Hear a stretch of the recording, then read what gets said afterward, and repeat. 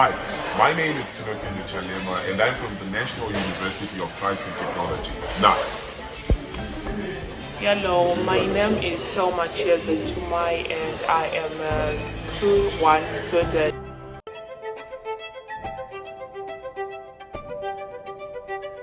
Hello everyone, my name is Shamiso Chimunta and I'm from Women's University in Africa. So the issue of drug and substance abuse. NUST.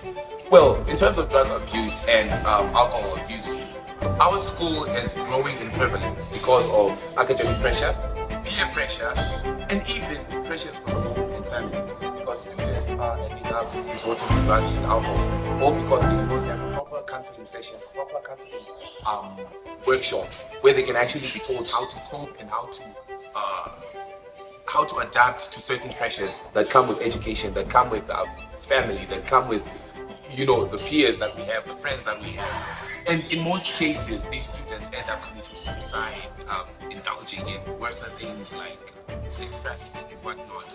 So, as students at the National University, we are suffering from challenges where we have a lack of staff who can actually counsel us or who can take us through counseling sessions at a professional level.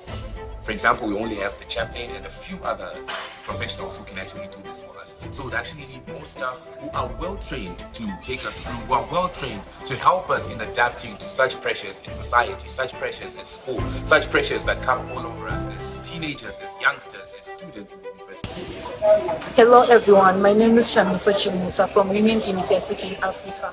And we see that at Women's University, most students are taking care of the family, going to work, as well as studying at the same time. So in order for them to ease the pressure of studying and going to work at the same time, as well as to meet the deadlines of work and as well as the deadlines of school, they use drugs so as to ensure that they cope well with school and they do not have backlogs, and this has really affected the youth. My name is Hazel Sibanda. I am a student at Women's University in Africa.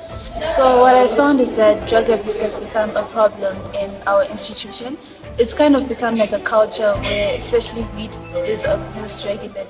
You'll find that even on a normal day when you're sitting in class, like you'll smell weed around in class, outside of class, and this is affecting us as students because we grow up thinking that that's the norm for universities, that when we get to universities that drug abuse is the norm. And I think it becomes a problem as we grow older. We find that we are now accustomed to taking drugs, and this can be solved by, I think, proper awareness, because people do drugs as a recreational activity and don't know the effects of it.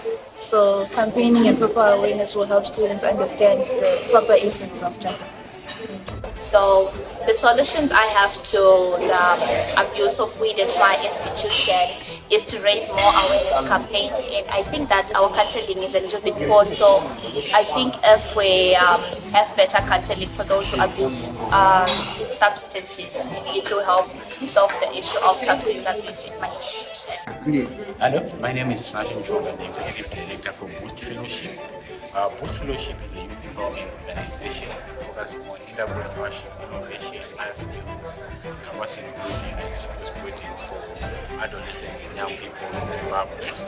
For the Smart Drinking and Moderation Innovation Challenge, we've done awareness campaigns through universities. The 14 universities that we work with in this program, and these universities, they have also undertaken campaigns, the Smart Drinking and Moderation awareness campaigns in their respective areas, in rural areas, in peri-urban areas. Apart from that, they have also gone a step further in developing innovations that leaves no one behind, that touch the lives of everyone, including youth. They have developed innovations around the areas of illicit drinking, substance abuse. 10%. Ladies and gentlemen, Zimbabwe continues to face an alarming increase in drug and substance abuse, particularly among the youth aged 15 to 24.